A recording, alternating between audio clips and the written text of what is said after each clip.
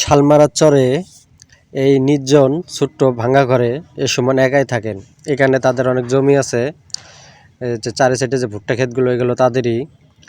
এই ছোট্ট ঘরে সে থাকেন, দরজা নেই এই ঘরটিতে। রাত্রে মাঝে মধ্যে রাত্রে এই ঘরে শিয়াল ঢুকে এবং বের হয়ে যায়, তার কোনো ক্ষতি করে না। আর এই সাইডে একটি গোয়ালঘর আছে, এই গোয়ালঘরে তার গরুগুলো রাখেন, 8-10টি গরু আছে যে এই গোয়ালঘরটে। এই নির্জন ঘরে সে একাই থাকেন। এখানে তার জমিতে পানি সেচ দেওয়ার জন্য শ্যালো মেশিন আছে, জমি চাষ করার জন্য পাওয়ার টিলার আছে, ওই সাইডে একটি কল আছে।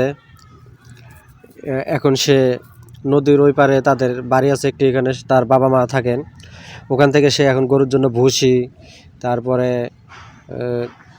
ধানের গুঁড়া, লবণ এগুলো সে নিয়ে আসবে।